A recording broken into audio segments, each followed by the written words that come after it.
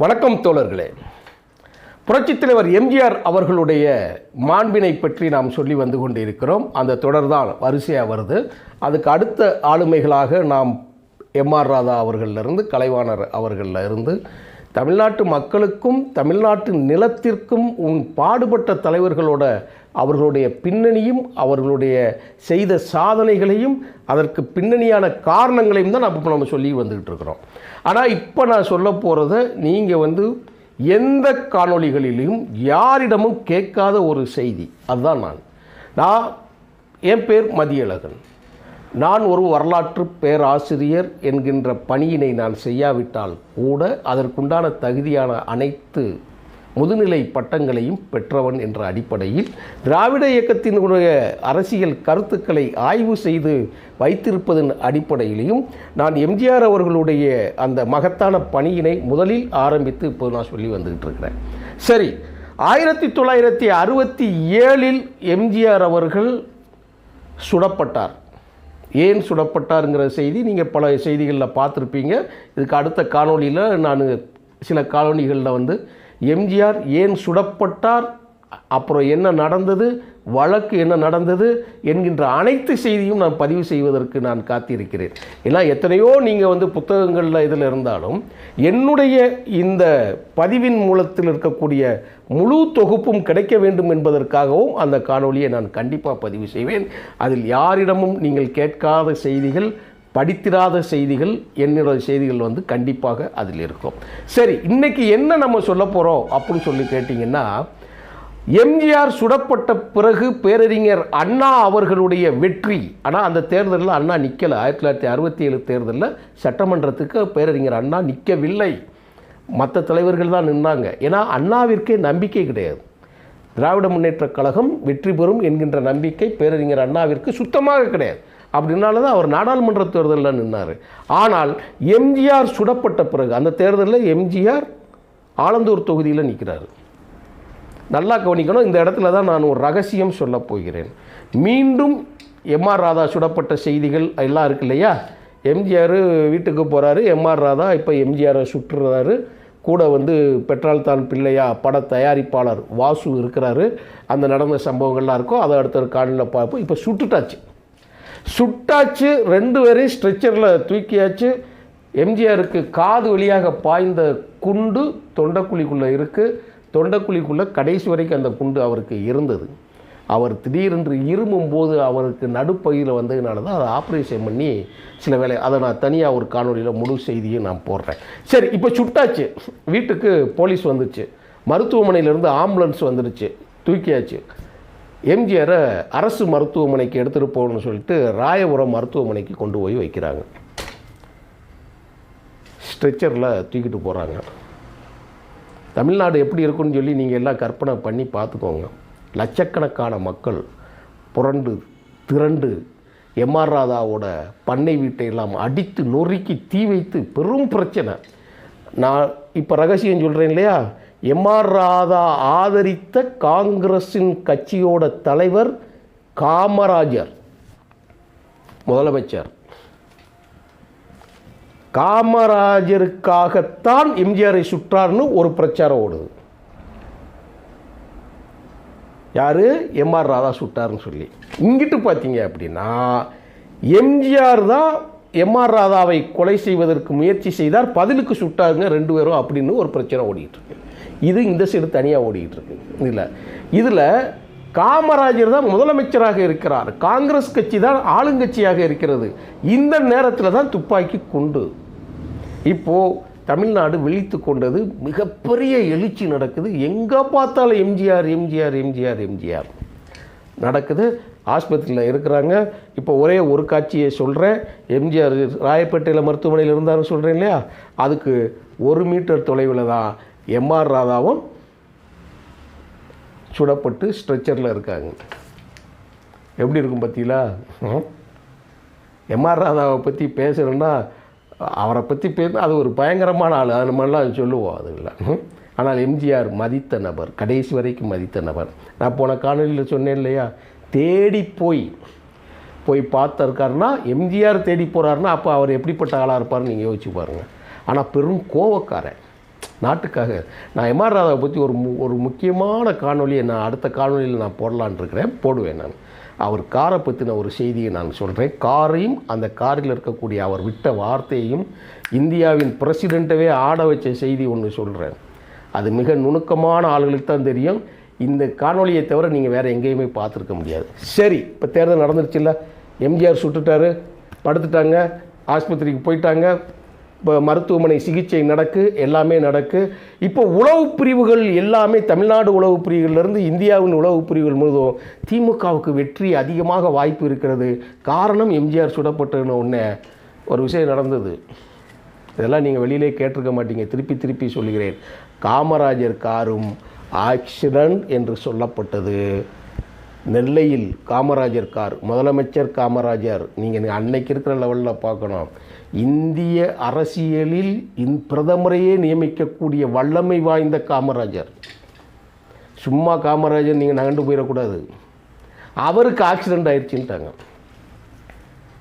அவர் போய் ஹாஸ்பிட்டலில் படுத்துக்கிட்டார். இதெல்லாம் நீங்கள் எங்கேயுமே கேட்டிருக்க முடியாது. தெரியுமா உங்களுக்கு? நீங்கள் எங்கேயாவது இதை கேள்விப்பட்டிருப்பீங்களா? இந்த செய்திகள்லாம் வெளியில் வராது. ஏன்னா ஜெயலலிதா அவர்களுக்கு வண்டி ஒரு முறை ஆக்சிடெண்ட் ஆச்சு தெரியுமா?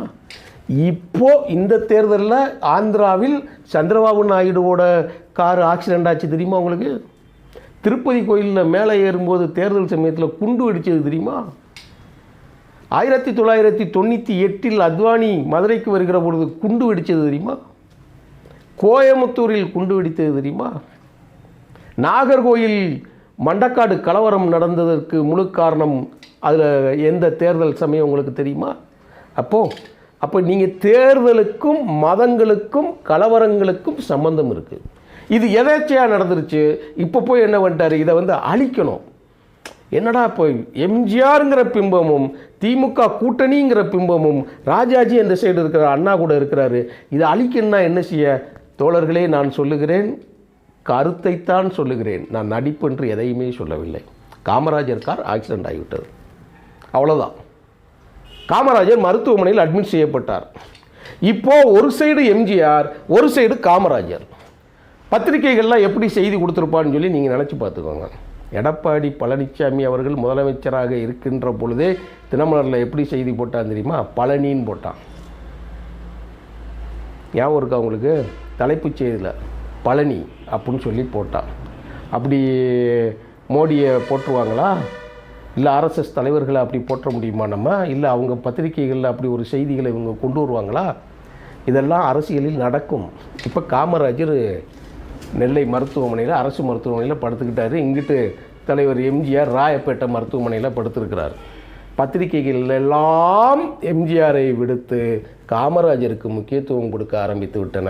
காமராஜர் வண்டி எப்படி ஆக்சிடெண்ட் ஆச்சு, யார் ஆக்சிடெண்ட் பண்ணா, என்ன நடந்தது காமராஜருங்கிறதுக்கு international news, throughout India news, throughout Tamil Nadu news. இப்போ எம்ஜிஆர் செய்தியை அழிக்கிறதுக்கு முயற்சி பண்ணுறாங்க. ஆனால் மக்கள் என்ன பண்ணாங்க தெரியுமா? நீ பத்திரிக்கையில் என்ன வேணாலும் எழுது, வார இதழில் என்ன வேணாலும் எழுது, தொலைக்காட்சியில் நீ என்ன வேணாலும் போய், தொலைக்காட்சி மீன்ஸ் தூர்தர்ஷனில், வானொலியில் நீ என்ன வேணாலும் பேசி, எங்களுக்கு அதெல்லாம் தெரியலை. எங்கள் குலதெய்வம் எம்ஜிஆருக்கு என்ன ஆச்சுன்னு தான் குடுன்னு ஓடினார். அப்போ தான் காமராஜரின் புகழ்பெற்ற ஒரு வசனம் ஒன்று இருக்கிறது. யார் என்ன செய்தாலும் எனக்காக எதுவும் செய்யவில்லை, எதுவும் செய்ய வேண்டிய அவசியம் இல்லை. எம்ஆர் ராதா நான் தோற்று விடுவேன் என்பதற்காக எம்ஜிஆரை சுடவில்லை. ஆலந்தூரில் எம்ஜிஆர் நிற்கிறார்ல, சுடவில்லை. நான் படுத்துக்கொண்டே ஜெயிப்பேன்னாரு. சொன்னவர் காமராஜர். அறம் பாடக்கூடாது.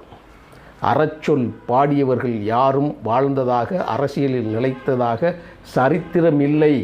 எப்பொழுது இந்த வார்த்தையை அவர்கள் உபயோகப்படுத்துகிறார்களோ அடுத்த 5 ஆண்டுகளில் தன்னுடைய அரசியலையும் இருப்பையும் இழந்திருக்கிறார்கள் என்பதற்கு தமிழ்நாட்டில் நடந்த 2-3 செய்திகளை மட்டும் சொல்லுகிறேன். உடனே இந்த நேரத்தில் கூட நான் சொல்கிறேன். மாண்புமிகு ஜெயலலிதா அவர்கள் முதலமைச்சராக இருக்கிற பொழுது அவர் சொன்னார், என் கண்ணுக்கு எட்டிய தூரம் வரை எனக்கு எதிரியே கிடையாதுன்னார். தோழர்களே, என் கண்ணுக்கு எட்டிய தூரம் வரை எனக்கு எதிரியே கிடையாது. எனக்கு எதிர்க்கட்சின்னு ஒன்று கிடையவே கிடையாது. என்னை யாரும் அசைக்க முடியாது. அவர் பேசிய அடுத்த 3 வருடத்தில் மண்ணுக்குள் புதைக்கப்பட்டார். வரலாறு. திராவிட முன்னேற்றக் கழகத்தின் தலைவர் டெல்லியில் உட்கார்ந்து கலைஞர் கருணாநிதி அவர்கள் சொன்னார்கள், எங்களுக்கு எதிர்க்கட்சியே ஒன்று கிடையாதுன்னு சொன்னார், எங்களுக்கு எதிரிகளே ஒன்று கிடையாதுன்னு சொன்னார் டெல்லியில் உட்கார்ந்து. ஆனால் அவர் திரும்பி வருகிற பொழுது ஆட்சியிலும் இல்லை. நாடாளுமன்ற தேர்தலில் 2014 40க்கு 40 தோல்வி ரவுண்டு, 2016 மோசமான தோல்வி. கடைசியில் டாக்டர் கலைஞர் மு கருணாநிதி அவர்கள் முதலமைச்சர் பதவிக்கு வராமலேயே மண்ணுக்குள் மறைந்தார் என்பது வரலாறு. காமராஜர் அவர்களும் சொன்னார், நான் படுத்துக்கொண்டே ஜெயிப்பேன். ஏன்னா எம்ஜிஆர் படுத்திருக்கார் இல்லையா, எம்ஜிஆர் கும்பிடு போட்டார் இல்லையா தொண்டையில் கெட்டோட. அப்போ தான் எம்ஜிஆர் சொன்னார், படுப்பது நிஜம், ஜெயிப்பது நாங்கள்னாங்க. திமுக காங்கிரஸ் தலைவர், காங்கிரஸின் முதலமைச்சர், அகில இந்திய காங்கிரஸோட தலைவர் காமராஜர் படுத்துக்கொண்டே ஜெயிப்பேன் என்று சொல்கிறார். படுப்பது நிஜம், ஜெயிப்பது நாங்கள். அன்று படுத்த காங்கிரஸ் இன்று வரை எழுந்திருக்கவில்லை. 67 ஆட்சியை இழந்த காங்கிரஸ் கடைசி வரை ஆட்சியை பிடிக்கவில்லை. இந்த நிமிடம் வரை தமிழ்நாட்டிற்குள் நுழைய முடியவில்லை. அதற்கு வித்திட்டவர் புரட்சித் தலைவர் எம்ஜிஆர். புரட்சித் தலைவர் எம்ஜிஆருக்கு எம்ஆர் ராதா சுட்டதன் பின்னணியில் ஒரு ரகசிய குறியீடு, தேர்தல் பிரச்சாரத்துக்கு காமராஜர் சென்றவரும் ஆக்சிடென்டல் ஆனார். அப்போது இதை நீங்கள் எந்த வகையிலையும் மாற்று கருத்தாக எடுத்தீர்கள் என்றால் பிழையாகிவிடும். நீங்கள் சிம்பத்தியை தான் பார்க்கணும். 1991 மிகப்பெரிய எலெக்ஷன், முன்னாள் பிரதமர் ராஜீவ்காந்தி நிற்கிறார், திடீரென்று வெடிகுண்டு மரணத்தை அடைஞ்சிட்டார். என்னாச்சு? இந்தியா முழுவதும் தூர்வாரப்பட்டது, அனைத்து கட்சிகளும் ஆட்சியை இழந்தன. காங்கிரஸ் ராஜீவ்காந்தி என்கின்ற ஒரு தலைவர் எல்லாமே ஜெயித்தார். யாருன்னே அடையாளம் தெரியாத நரசிம்மராவ் தோத்தார். இதுதான் வரலாறு. நரசிம்மராவ் பிரதமராக வந்தார், யாருன்னே தெரியாது. ஆந்திராவில் வீட்டில் உட்காந்து விசிறி வீசிக்கிட்டு இருக்கக்கூடிய நரசிம்மராவ் பிரதமர் ஆகிட்டார். இதுதான் நடந்துச்சு உங்களுக்கு வாழ்க்கையில். அதனால் சிம்பத்தி கிரியேட் பண்ணியும் எம்ஜிஆரின் இமேஜை உடைக்க முடியவில்லை. எம்ஜிஆர் தான் நிலைத்து நின்றார், எம்ஜிஆர் தான் வெற்றி பெற்றார். எம்ஜிஆர் இருந்த தொகுதி தான், எம்ஜிஆர் இருந்த கட்சி தான் ஆட்சியை பிடித்தது. அன்றிலிருந்து இந்த செய்தியில் நீங்கள் எங்கேயுமே கேட்டிருக்க மாட்டீங்க. படுத்துக்கொண்டே என்கின்ற வார்த்தை அன்று படுத்தது தான். காமராஜர் தன் காலத்திற்கும் அவர் மரணிக்கும் வரை அவர் முதலமைச்சராகவோ அவர் துவங்கிய தனி கட்சி ஆட்சிக்கு வர முடியாமலேயே அப்படியே அழிந்தது. அவரும் மறைந்தார், அந்த காங்கிரஸும் அழிந்தது, அவர் தோற்றுவித்த கட்சியும் அழிந்தது. அறச்சொல் ரொம்ப கவனமாக பயன்படுத்த வேண்டும் தோழர்களே. எம்ஜிஆர் மரணிக்கும் வரை முதலமைச்சராக இருந்தார். எம்ஜிஆர் தொட்டதெல்லாம் தொடங்கியது. எம்ஜிஆர் இன்று வரை அவர் நிலைத்த புகழுக்கும் இன்றும் நிலைத்து மக்கள் மனங்களில் வாழுகிறார். இந்த செய்தியை உங்களுக்கு சொல்லுவதில் நியூஸ் மூலமாக நான் சொல்லுவதற்கு, இந்த வரலாறை பதிவு செய்வதற்கு நான் கடமைப்பட்டு இருக்கிறேன் தோழர்களே. நன்றி, வணக்கம் தோழர்களே.